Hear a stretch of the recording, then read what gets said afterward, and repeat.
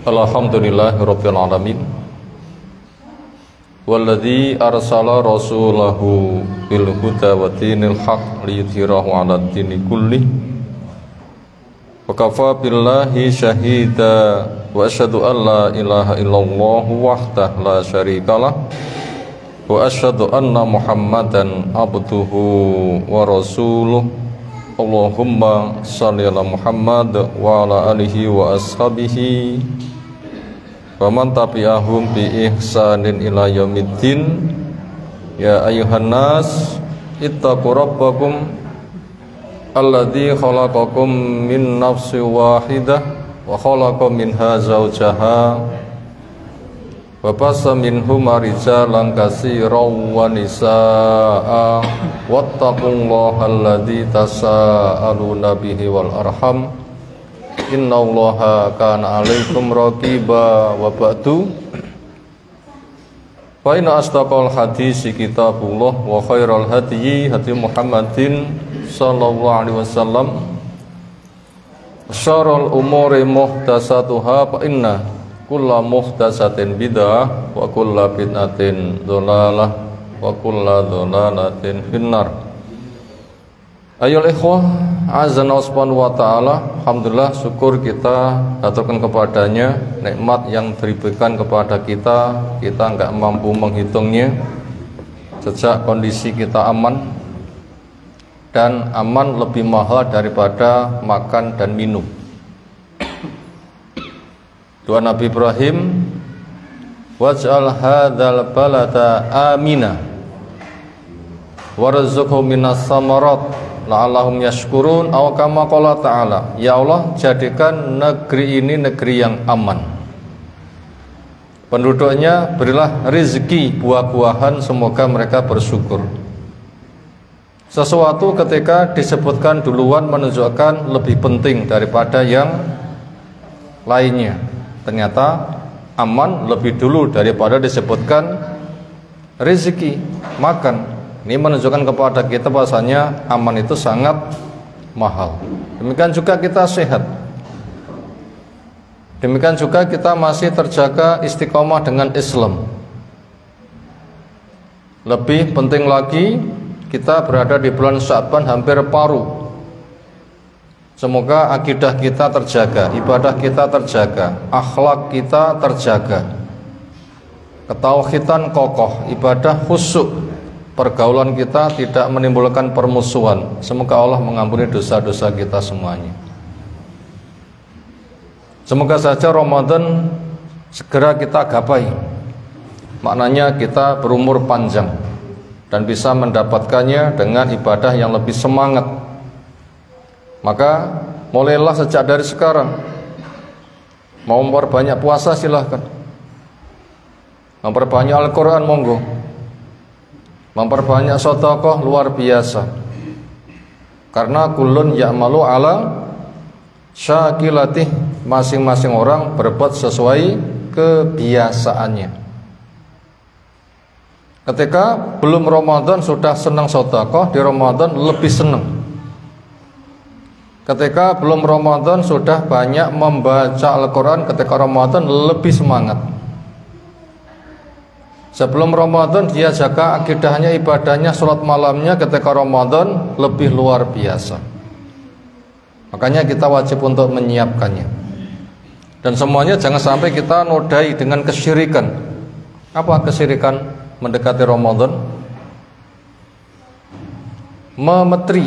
Napa makna arti memetri? Caos dahar. Sinten sing dicaosi? Leluhur sing sampun meninggal. Napa bentuk daharane? Mungkin ambengan atau kalimat thayyibah yang katanya pahalanya dikirimkan. Bisakah kirim pahala? Lek kirim duit saged mboten kirim duit?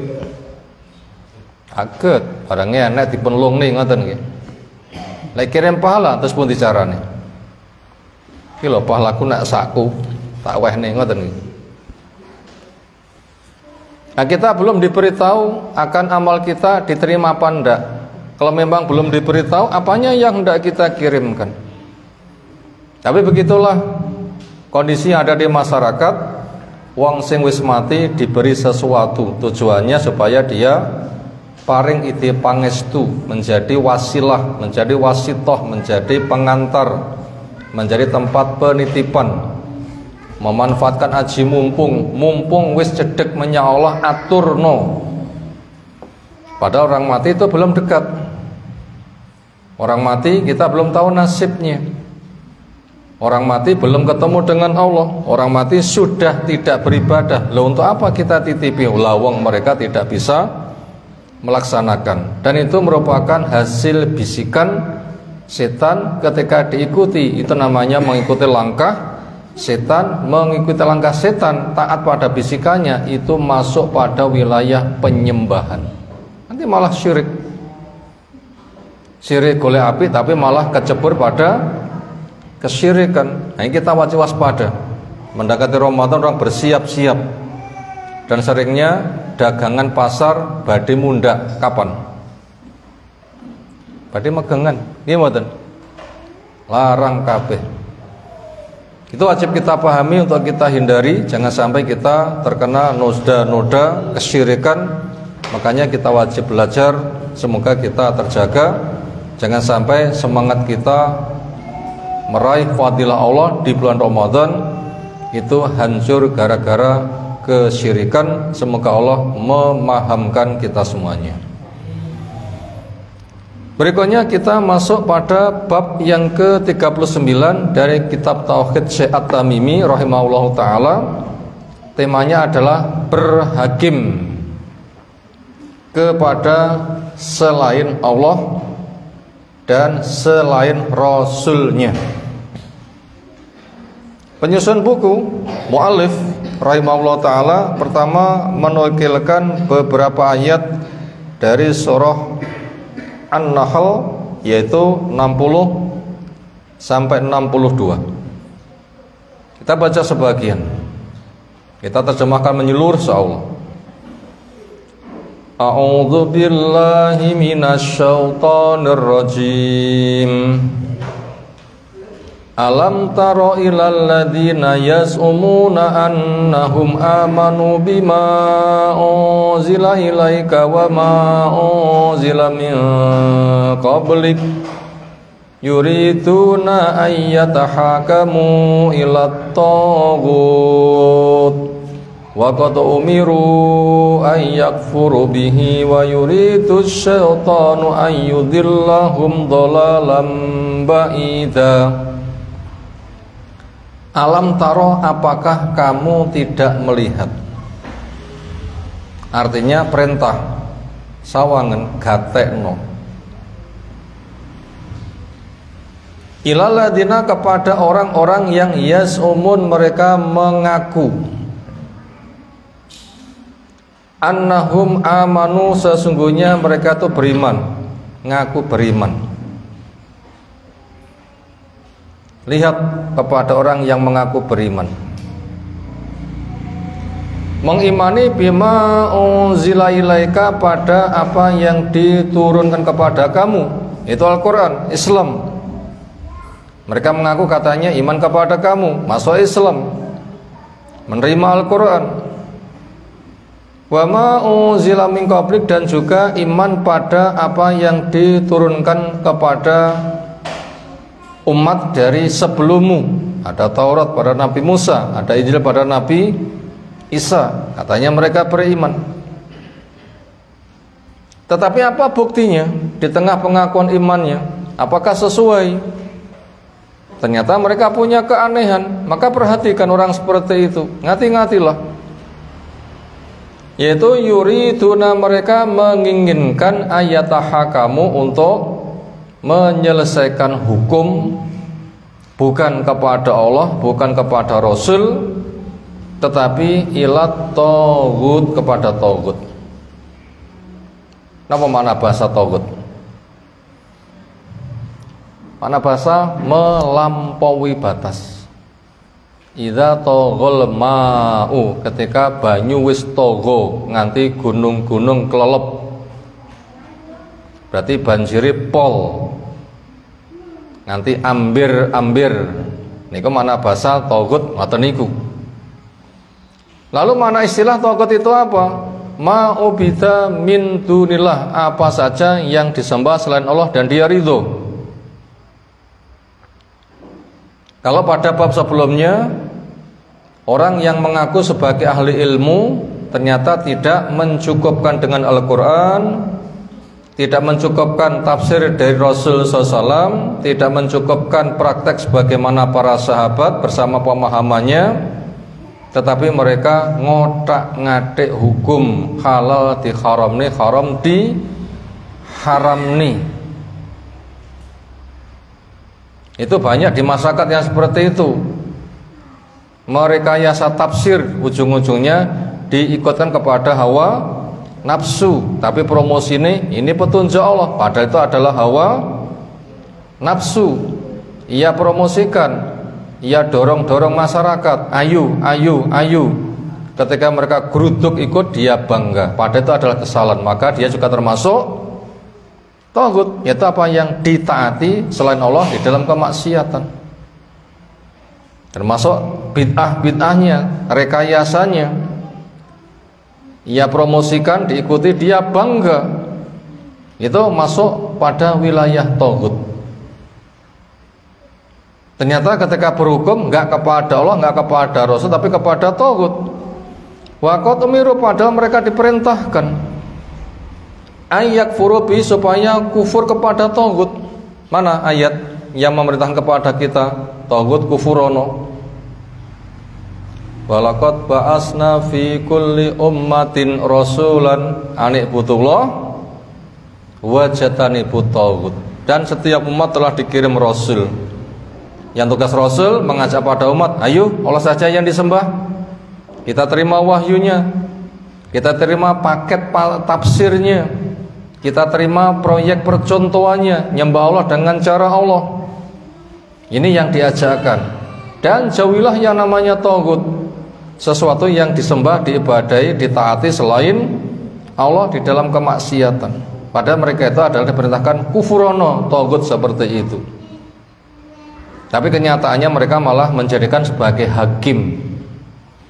Wa yuridu syaitan, dan setan menginginkan ayudillahum, untuk menyesatkan mereka dhalalan ba'ida, dengan kesesatan yang sangat jauh. Berarti kita dihimbau, ternyata nek masyarakat enek wong sing modele seperti itu, kenali dan ingkari. Lek kena diomongi, dongakno supaya dapat petunjuk. Dene sudah tegak hujah mereka ngengkel, maka jauhi. Jangan sampai kalah. Karena orang itu harus mempengaruhi kepada yang hak, jangan sampai dipengaruhi. As-sahib sahib, kanca kuwi nyeret bukan terseret. Wa idza qila lahum, ketika dinasihatkan kepada mereka, ta'alu, marilah, ila ma anzalallah, berhukum kepada apa yang Allah turunkan, Al-Quran. Wa ila rasul, kepada Rasul dengan sunnahnya, itu pun juga wahyu. Karena pesan Nabi SAW, ala ini utitul Quran wa mislahu ma'ah, ketahuilah saya diberi Al-Quran dan semisal menyertai. Sahih rawahu Abu Dawud. Jadi Nabi dawuh, berbuat, menetapkan niku instruksi wahyu, senes saking karep hawa nafsu, senes saking wahyu. Makanya ketika berhukum kepada Rasul, lalu bagaimana sikap mereka sing wong jeree ngaku beriman, ternyata kepada yang lain berhukum. Ketika dilikni, ternyata mereka berpaling. Apa itu buktinya? Ra'aital munafikin, kamu akan lihat orang munafik, yasudduna angka, mereka menghalang-haling kamu, sududa, dengan penghalangan yang sengit. Ternyata mereka melengos, gedek-gedek, menyatakan emoh, ngelepeh. Makanya lesane ngomong iman, ning dijak praktek taat malah golek liyane, niku jenenge pun tiyang munafik. Di masyarakat banyak. Islamku nggak kaya Rasul, nggak kaya wong Arab. tapi Islamku kaya wong Jawa. Nah, termasuk seperti itu. Islamku enggak kaya Rasul, enggak kaya wong Arab. Memang Rasul adalah wong Arab, Abu Bakar wong Arab, Umar wong Arab, sahabat wong Arab. Mayoritas begitu. Tapi dia ngomong Islamku enggak kaya Rasul, enggak kaya wong Arab. Maknanya enggak mau mengikuti Rasul, para sahabat. Tapi Islamku kaya tradisi setempat. Wong Jawa aja lali karo Jawa nih. Nah, ini tanda-tanda wong munafik nggih ngoten niku. Boleh seperti itu. Kira-kira mengke tiang mati dipun debne datang Allah napa dipun debne teng Nyi Roro Kidul? Ya kepada Allah. Karena Arab maupun non Arab adalah milik Allah. Semuanya akan kembali kepada Allah. Itu bahasa yang kita ungkapkan. Innalillah wa inna ilaihi rajiun. Kita milik kepadanya, kita kembali. Makanya karena kita kembali kepada Allah, enggak kepada Nyi Roro Kidul, ya siapkan bagaimana pembekalan kita ketika kita akan disuankan kepada Allah nanti. Tapi orang munafik geleng-geleng, gedek-gedek, ngelepeh moh. Fakaifah, lalu bagaimana? Idza asobathum, bila menimpa kepada mereka musibatun, musibah, petaka yang bisa meluluh lantakkan bima qaddamat aidim, dengan sebab apa yang diperbuat oleh tangan-tangannya. Kok kaya ngono? Lek pengingkaramu ngono ki akhirnya Allah timpakan siksa yang segera, awakmu siap toh?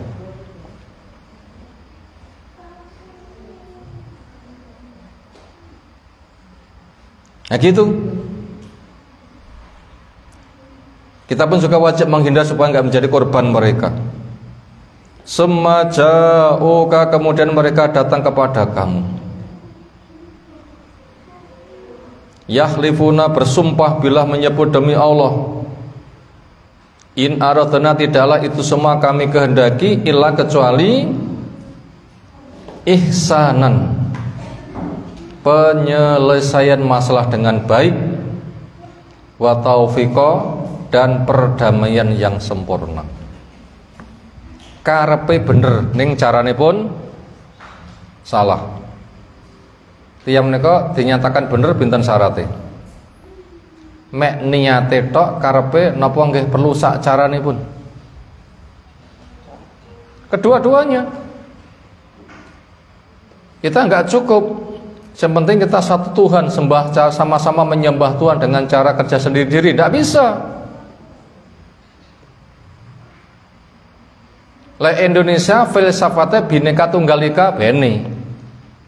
Tetapi agama angsal damel filsafat Bhinneka Tunggal Ika, satu Tuhan tapi cara menyembah berbeda-beda. Angsal mboten. Agama itu bukan negara. Negara itu sarana dikendalikan. Agama itu pakem, nggak boleh dibawa kepada tradisi. Justru tradisi harus dikoreksi, dibimbing dengan agama. Agama itu tauhid, nyembah Allah pakai cara Allah. Tidak boleh nyembah Allah cara karangan dewi-dewi. Tidak boleh carane karangan dewi-dewi. Lah wong munafik itu begitu. Kami tidak menerima sambutanmu, bukan kami mengadakan pembangkangan, tapi kami orang yang cerdas. Kami ingin menyelesaikan masalah dengan baik dan perdamaian yang sempurna. Seolah mereka itu ngguroni Allah, ngguroni Rasul. Kalau diajak Allah nggak mau, diajak Rasul nggak mau, tapi mereka mengatakan kulo tiyang sae, berarti mengatakan mereka lebih unggul daripada Allah dan Rasul. Kan bahaya kan pemikiran seperti itu. Makanya ketika jelas menolak Allah, menolak Rasul, walaupun perasaan mereka itu api, itulah asli pengrusakan di permukaan bumi. Napa tanda yang membuat kerusakan di bumi? Dijak taat moh hanya semata mengandalkan akal, rumasane api, itu sing ditandangi Allah Rasul enggak dipakai. Itu katanya berbuat kebaikan. Itulah aslinya membuat kerusakan. Apa? Berpaling.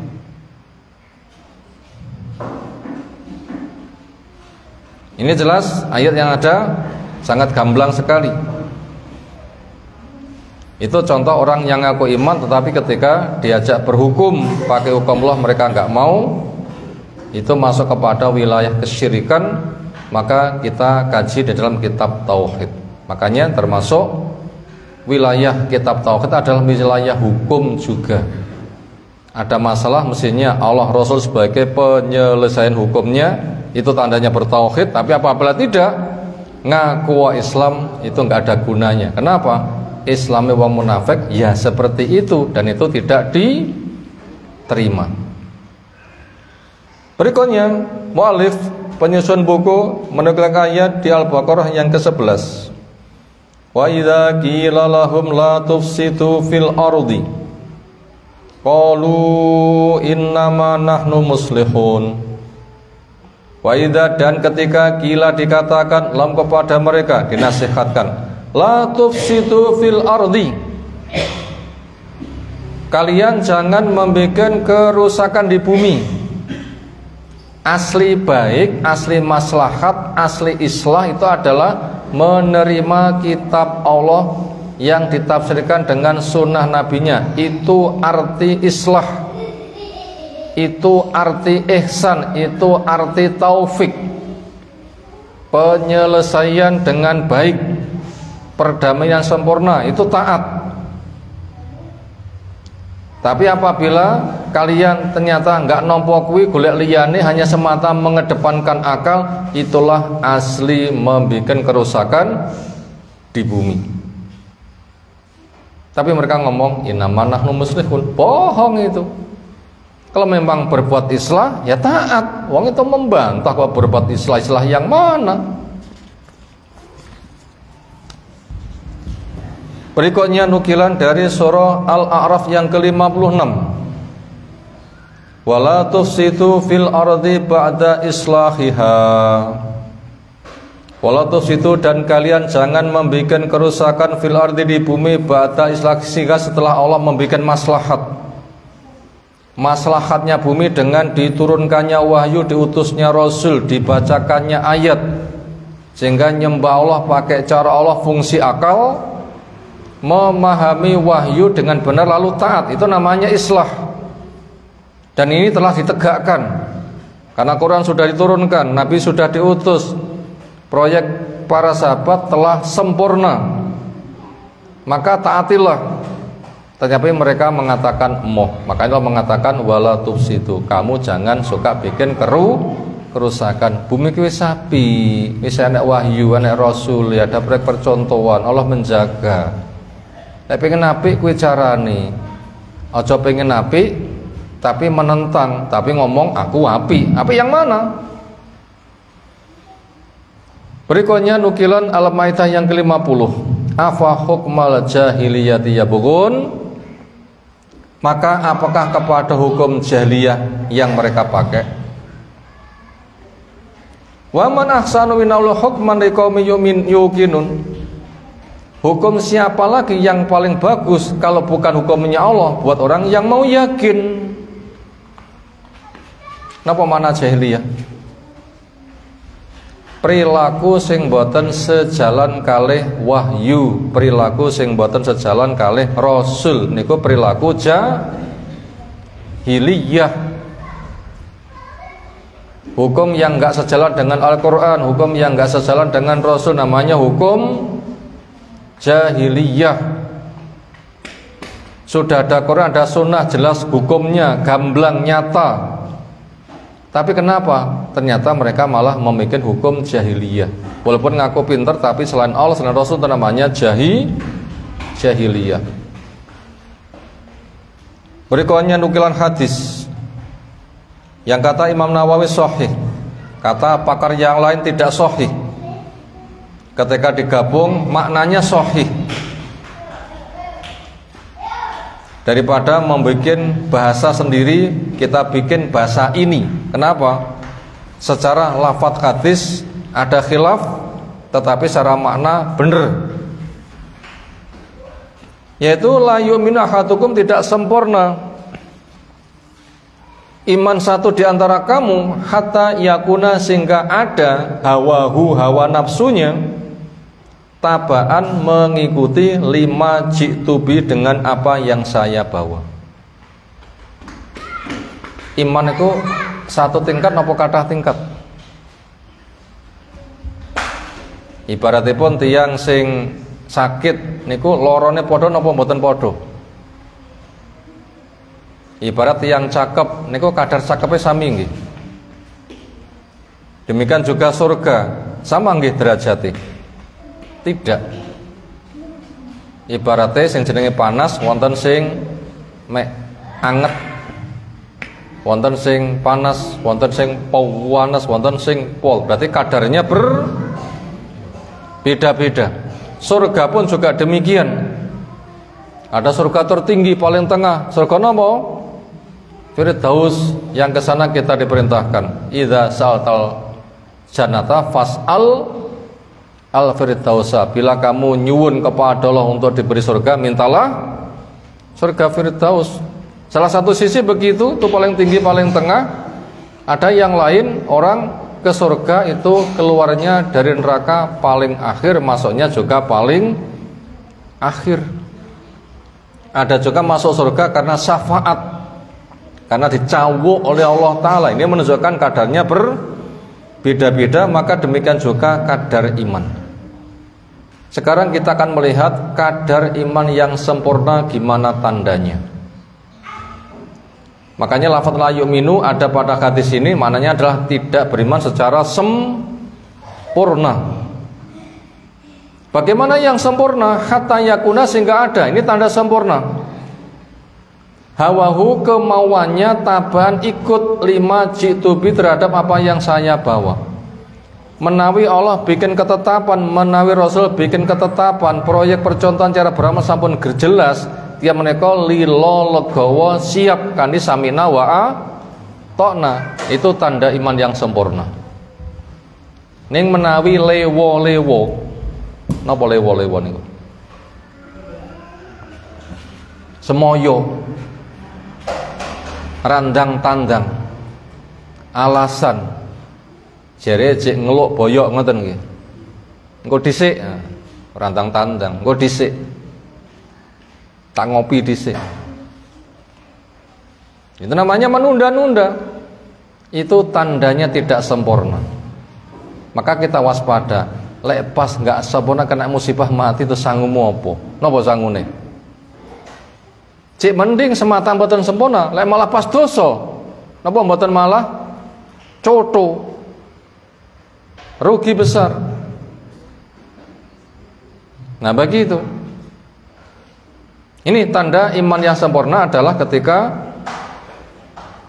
telinga sudah mendengar, mata sudah melihat, pemahaman kepada Quran Sunnah sebagaimana proyek percontohan sudah gamblang, dia detik itu juga secara gerak refleksi bersikap sami'na wa'a tokna. Ini tanda iman yang sempurna. Semoga Allah sempurnakan iman kita semuanya. Tapi lek lewo-lewo ya sudahlah. Itu resikonya sangat bahaya. Nang kaji stres tuwek, cek enom kok dadi Pak Kaji Po Haji, aku sing rada nakal isin karo kajiku ngoten nggih. Emangnya kamu tahu umurmu cek dawa? Ngobar muni ngono terus mati terus piye? Jangan semoyo, kita nggak tahu berapa umur kita. Makanya pesan Ibnu Umar, idza asbahta fala tantadir al-masa wa idza amsayta fala tantadir as-sabah. Khud min sihatika li marodika wa hayatika li mautika. Bila kamu masuk waktu pagi ndango tandang, gak usah meneh-meneh engko sore. Emangnya kamu tahu engko sore cek urip? Ndang tandang segera diselesaikan, engko pomo sore mati wis selesai. Demikian juga bila kamu bersore-sore gak usah nunggu sesuk wae. Emangnya kita tahu nanti bisa bangun tidur, begitu direbahkan bablas nang kuburan terus pundi? Wonten nggih? tiang sare bablas nang kuburan. Gugah ratangi. Cedhok-cedhok ana wis kaku. Semisal itu, sementara penggaweannya belum diselesaikan. Dan orang munafik itu suka menunda-nunda. Wa idza qamu ila sholati qamu kusala, aras-arasen, meni-meni, engko dhisik. Ini sangat bahaya. Itu tadi tanda iman yang sempurna. Ketika sudah jelas, maka yang ada adalah siap samina wa ata'na. As-Sa'bi menuturkan, pernah terjadi pertengkaran antara seorang munafik dan seorang Yahudi. Wong munafik niku ngaku Islam ning jane kafir, Islame mek etok-etok. Dia punya kasus dengan Yahudi. Berkatalah si Yahudi, mari kita berhakim kepada Nabi Muhammad SAW. Kenapa? Yahudi mboten mengimani Nabi, ketika ada masalah kok malah pilih yuk nyanggone nabimu wae. Ada dia itu tidak mengimani, nyapo? Karena ia mengerti bahwa Nabi kita tidak menerima sogok. Yang kadang KUHP dipleset nih, napa KUHP plesetane? Kasih uang habis perkara. Ngoten nggih. Mestinya kitab undang-undang hukum pidana malah dipleset nih, napa? Kasih uang habis perkara. Orang Yahudi paham, Nabi ndak mau di KUHP, ngoten nggih bahasa gampang Inggris. Ning niku plesetan, ndak mau dikasih uang untuk menyelesaikan masalah. Sampai mengatakan, andaikan Fatimah anakku yang ku tresnani nyolong tak tugel. Tegas mboten.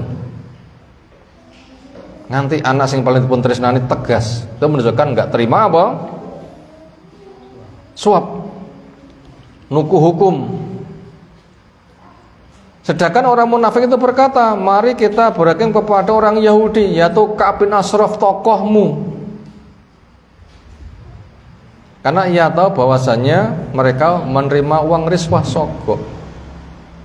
Akhirnya keduanya bersepakat untuk berhakim kepada seorang dukun yang ada di Juhainah.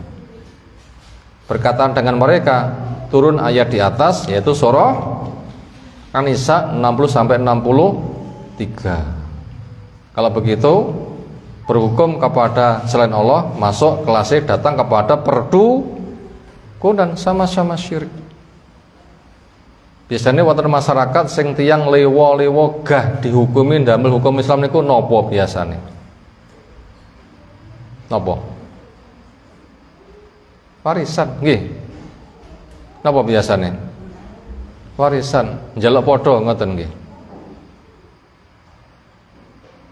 Nah begitu, seringnya begitu urusan harta, warisan seringnya.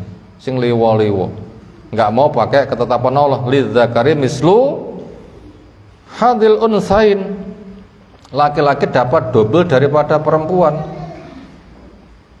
Padahal tiang menika cukup. Berkah apa jumlah? Berkah. Makanya enggak mesti sing entuk akeh mesti cukup dereng wonten jaminan. Allah menyebutkan la tadruna ayyuhum aqrabu lakum naf'a. Kamu ndak tahu mereka sing dum-dumane beda-beda, enek sing akeh enek sing titik, mana yang paling bermanfaat, apa sing paling akeh? Kamu tidak tahu, enggak ada jaminan. Kalau memang cukup itu ada jumlahnya banyak, kudune Firaun paling cukup, Qarun paling cukup, tapi kenyataannya mereka disiksa dengan harta bagaikan meminum air garam, tambah ngombe tambah nopo? Ngelak, enggak ada ketentraman. Itu namanya disiksa dengan hartanya. Makanya kita punya harta banyak boleh, asal mboten ning jangan menjadi sebuah ketetapan cukup itu jumlahnya banyak. Tapi cukup itu dengan berkah. Berkah niku napa? Titik ning nyukupi. Puas nggih ibadah kenek tentrem, badhe sare nggih keco. Jak ibadah yo enteng, infak yo enteng. Senajan to titik rakitan sedina nyukup nih dari namung sepindah. Tinggi poso niku nggih enteng, mboten keronto-ronto. Lah ngoten niku tandanya bahagia. Dan Nabi kita SAW itu sering payah sarapan gak enak ya wis tak poso. Mboten muring-muring dateng istrine. Piye wong wedok ora ngerti karo kabeh wong lanang, karek sarapan ya ora digekne. Lek murabis lama iki pendidikane nyandi, ora ngerti karepe yo. Mboten usah muring-muring rene ya poso ngoten mawon lho nggih. Niku jenenge berkah. Jenengipun napa? Berkah. Walaupun sedikit cukup bahagia, nggak ada persengketaan. Justru kayak begitu nanti akan menjadi pelajaran yang sangat menyentuh. Nah begitulah yang sering terjadi di masyarakat, nggak mau berhukum pakai formula itu biasanya urusan nopo? Harta, contohnya warisan. Kepada orang baik seringnya benci ya begitu, nggak kena disogok. Nah seperti itu. Itulah penyakit yang sangat membahayakan. Ini menunjukkan kalau itu ada di masyarakat berarti syirik masih mendominasi akidah masyarakat. Lalu turun ayat di atas. Berikutnya dikatakan pula bahwa ayat di atas diturunkan berkenaan dengan dua orang yang bertengkar. Salah seorang mengatakan, mari kita bersama-sama mengadukan kepada Nabi Muhammad SAW. Sedangkan yang lain mengatakan kita mengadu pada Ka'ab bin Ashraf saja. Kemudian keduanya mengadukan perkara mereka kepada Umar.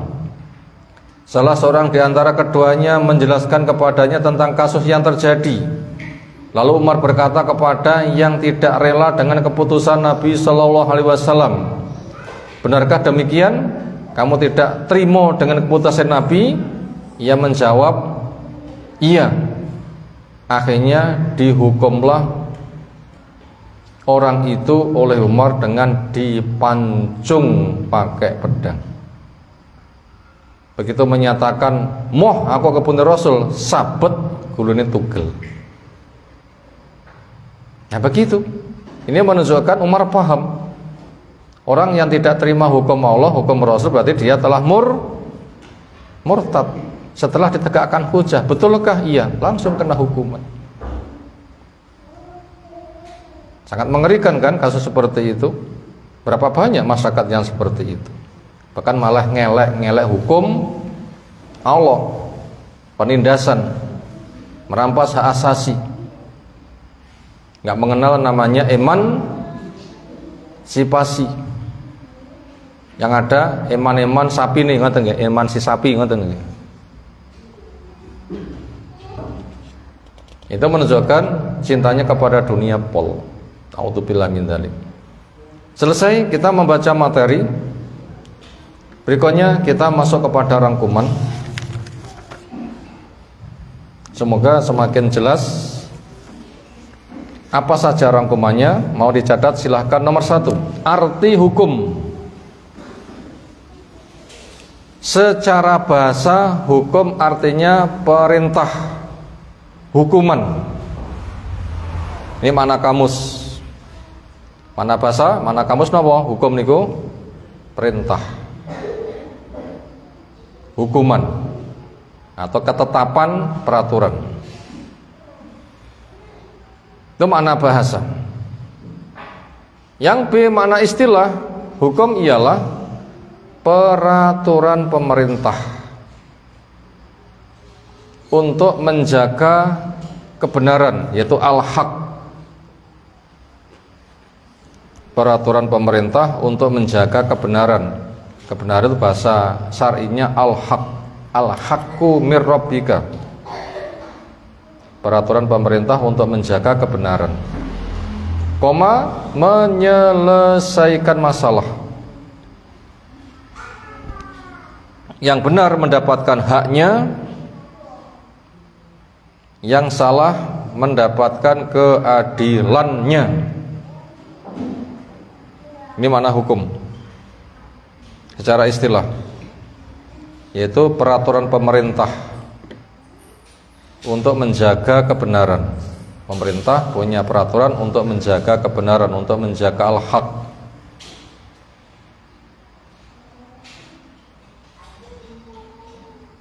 Menyelesaikan masalah. Jadi peraturan untuk menjaga al-haq, untuk menyelesaikan masalah. Yang benar mendapatkan haknya, yang salah mendapatkan keadilannya. Adapun makna adil adalah wat'us syai' fi makanih, menempatkan sesuatu di tempatnya, itu adil. Salah kena hukuman, ya sudah pas. Kena dosa, artinya mati, siksa neraka, termasuk hukum dunia, pancung, itu namanya keadilan. Itu tadi pelajaran nomor 1, kita mengenal arti hukum. Makna bahasa, perintah, juga hukuman, yaitu ketetapan hukum. Yang nomor B, makna istilah, peraturan pemerintah untuk menjaga kebenaran dan untuk menyelesaikan masalah. Yang benar mendapatkan haknya, yang salah mendapatkan keadilannya. Itu nomor 1.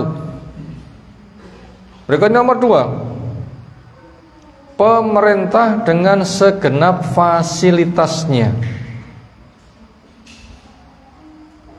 Pemerintah dengan segenap fasilitasnya berfungsi sebagai sarana. Pemerintah dengan segenap fasilitasnya berfungsi sebagai sarana. Wajib tunduk kepada Raja Alam Raya. Wajib tunduk kepada Raja Alam Raya. Sinten Raja Alam Raya? Allah, Maliki Yaumiddin, Malikin Nas. Nah begitu, qul a'udzu birabbin nas, malikin nas, rajanya manusia, rajanya alam raya. Allah adalah Rabbul Alamin, rajanya alam raya, Rabbnya alam raya, pencipta, pengatur, pengurus, pemilik alam raya. Itu tadi nomor 2, pemerintah dengan segala fasilitasnya berfungsi sebagai sarana, wajib tunduk pada Raja Alam Raya, yaitu Allah Subhanahu wa ta'ala. Pada pribadi Nabi sudah berkumpul kedua-duanya. Raja yang tunduk kepada peraturan Allah Ta'ala.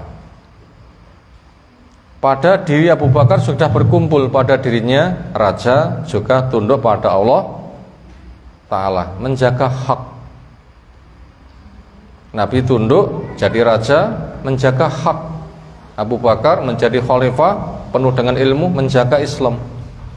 Umar pun juga demikian. Utsman, Ali, Hasan,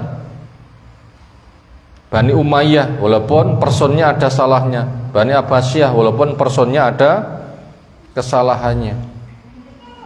Khalifah Utsmani Turki, terutama oleh Muhammad Al-Fatih, Abdurrahman Ad-Dakhil yang ada di Andalus sampai 800 tahun, dan semisalnya.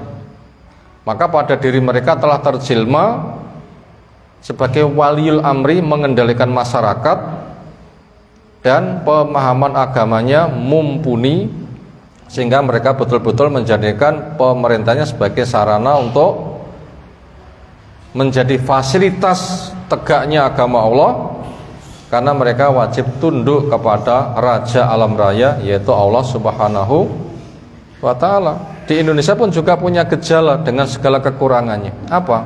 Ada MUI. Godok dulu di MUI, ketika sudah jadi ketetapan serahkan.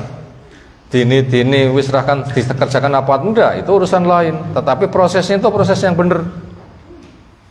Kesalahan, siapapun punya kesalahan. Memang tidak ada makhluk yang sempurna. Maka kita jangan cari cacatnya, tapi cari kesamaannya, maknanya positifnya.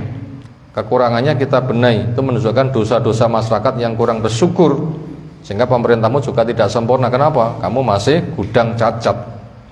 Bagaimana kamu cacatnya akeh njaluk sempurna? Tapi itu prosesnya sudah jalur itu. Sudah jalur. Itu tadi pelajaran nomor 2. Makanya ketika pemerintah punya peraturan ya ditaati. Kenapa? Memang ayatnya jelas, wa atiullaha wa atiur rasul wa ulil amri minkum, waliyul amri dari kamu, sama-sama muslim.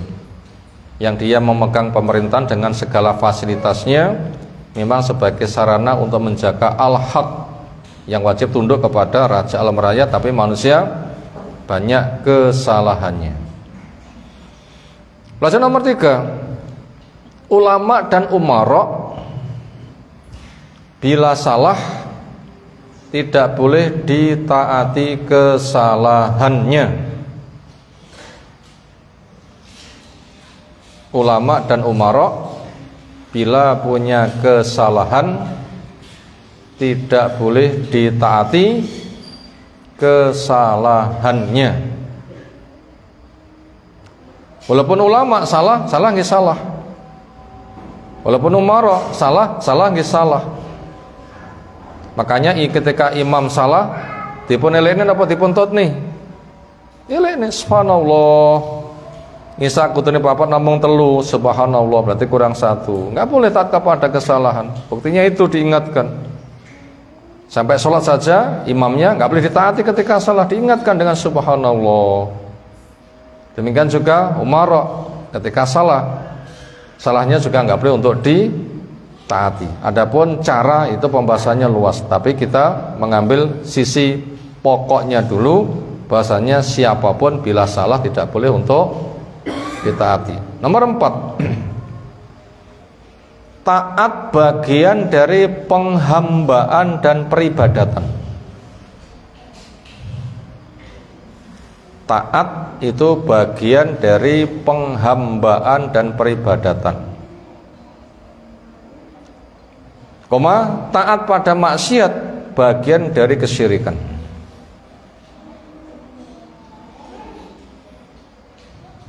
Kita ulang, taat itu bagian dari penghambaan dan peribadatan. Taat pada maksiat bagian dari kesyirikan. Titik. Pemahamannya begini, termasuk tanda orang itu nyembah kepada Allah, menghamba kepada Allah, beribadah datang Allah.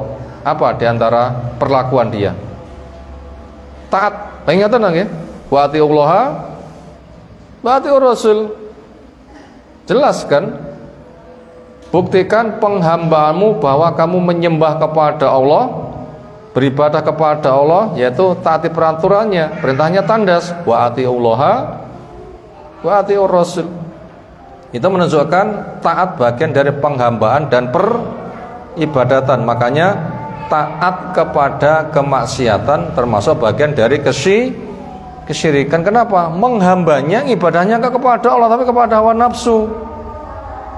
Syirik kan kalau begitu, Tuhannya double, nah itu dosanya besar. Terakhir pelajaran yang kelima, fitrah manusia cinta pada dunia. Fitrah manusia cinta pada dunia. Jatah manusia terhadap dunianya sudah ditetapkan kadarnya. Jatah manusia pada dunianya sudah ditetapkan jatah kadarnya.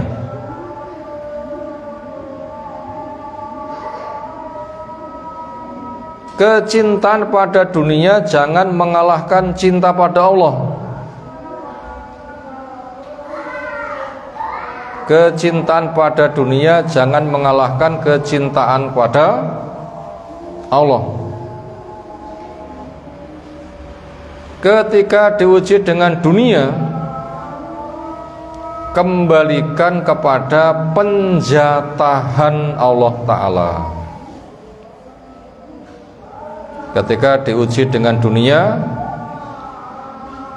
kembalikan kepada penjatahan Allah Ta'ala. Kita ulang. Nomor 5, fitrah manusia cinta pada dunia.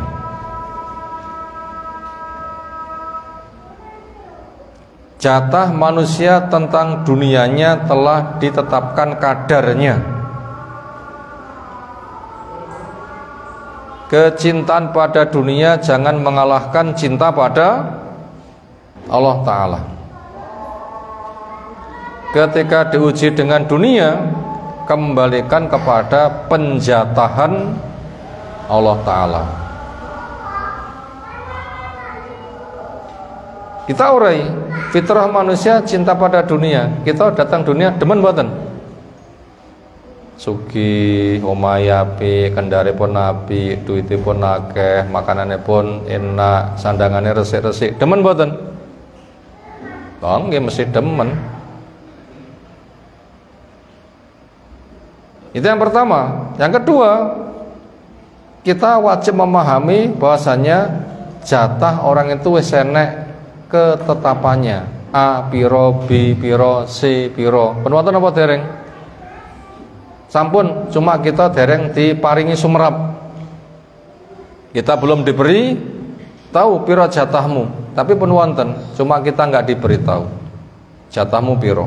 Tapi secara cukup. Sing kadang ati mawon sing panggah ra cukup. Kadang wetenge bek roh cek panggah pengin nggih, padahal ditambah malih tasih malih mukok ngoten nggih. Sire sik panggah makan mawon. Basa sapine napa? Ngemil napa gayemi bahasane sapi nggih. Bahasane sapi gayemi. Bahasane wong napa? Ngemil. Janine sampun bek niku jane wetenge, ning mulute mboten purun perai. Itu seringnya. Makanya kita wajib memahami bahasanya saben tiyang jatahe pira niku pun wonten ukurane.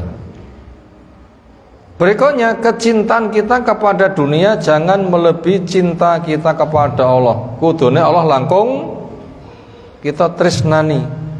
Napa? Sing saged mencukupi butuh kita sami. Dunia saged mencukupi mboten? Lek mati dibeto mboten? Lek mati ra digawa ngono lho, lek mun tresnane kok pol. Terus manfaate apa? Mongko menawi kita sami tresno datang Allah, dipun tulung mboten? Ya mestinya Allah itu harus lebih dicintai. Nah begitu. Bila pemikiran ini mapan, kita nanti apabila diuji dengan dunia kita, maka kembalikan kepada ketetapan. Artinya apa? Usaha ya usaha, berjuang ya berjuang, tapi sing halal. Sampun ngantos dikuasai ambisi. Akhirnya ketika bersengketa, riswah, kenapa? Ambisi ini kegedean malah disuap hakimi. Bahaya kan? Ini kan kegedean karep sehingga berani menyuap kepada siapa? Hakim. Kan permasalahannya kan begitu kan? Itu menjadikan dunia lebih dicintai, lebih dituhankan daripada yang hak. Buktinya hakimnya sampai disuap. Itu permasalahannya orang menyuap. Memang permasalahannya ini, yaitu tidak bisa mencintai Allah lebih daripada yang lainnya. Gak terima ketetapan dari Allah, dikuasai oleh ambisi. Sampai ketika bersengketa hakimnya disuap. Ada masalah gak mau berhakim kepada yang adil. Kenapa? Romongso salah nanti akan kalah, sementara ambisi ini ingin jaya. Ini namanya orang itu kebablasan cintanya kepada dunia yang jadi petaka. Itulah diantara sebabnya. Demikian satu judul yang kita kaji malam hari ini. Insyaallah poin yang ke-40 kita kaji waktu depan. Semoga apa yang telah kita pelajari Allah berikan ilmu bermanfaat untuk kita semuanya. Subhanakallahumma bihamdika asyhadu an la ilaha illa anta astaghfiruka wa atubu ilaik. Assalamualaikum warahmatullahi wabarakatuh.